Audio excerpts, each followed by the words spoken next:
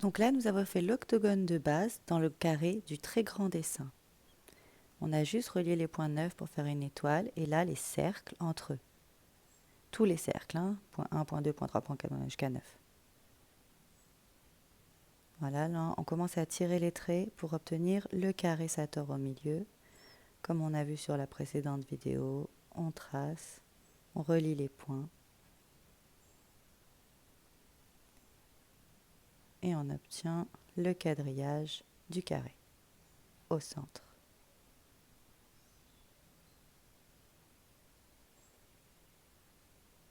Voilà, là les points ont été repassés pour qu'on les voit mieux. Voici de près. Donc on voit bien par où on est passé. Là, on commence à faire les deux rectangles du Métatron, comme dans le grand dessin. On voit bien le carré en centrale qui est un Sator. Hein. On le voit là, ici en diagonale. De près.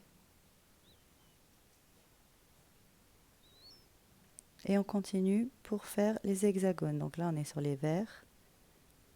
Voilà, on le voit bien. Ici, donc le rouge. Donc on a doublé le grand Métatron.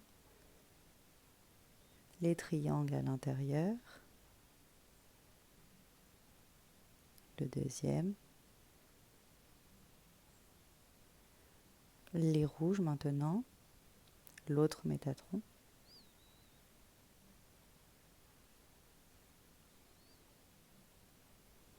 Voilà, on continue.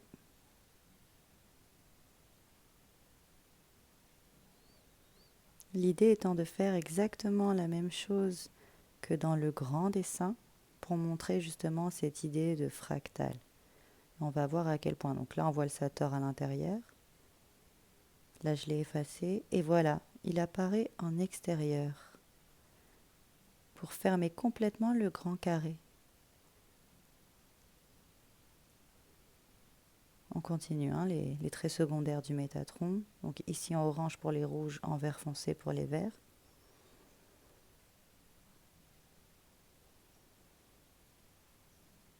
Il y a une petite erreur à l'intérieur du cercle, le trait vert a été continué, mais on voit quand même le dessin.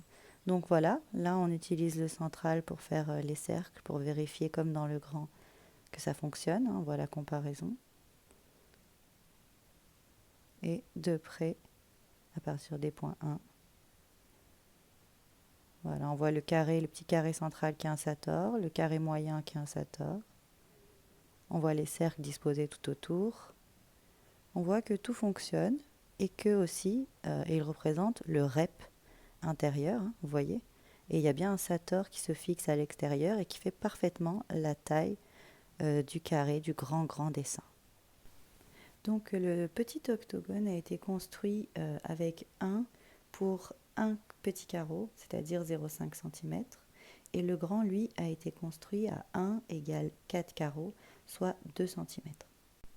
Donc ce qu'on peut comprendre avec cet octogone qui en fait prend la position de rep dans le carré Sator, le centre, avec son contour Sator-Rotas qui s'inscrit dans le petit carré, hein, vous voyez en bas à gauche, enfin dans chaque carré, hein, dans chaque angle du grand dessin.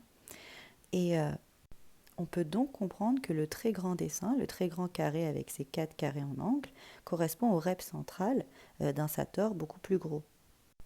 De cette façon que du coup s'exploite la fractalité, si on peut dire, et donc l'alternance entre le centre, rep, et les contours Sator-Rotas.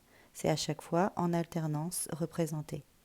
Cependant, ce sera toujours de cette forme, dans cette proportion, que cela se développera.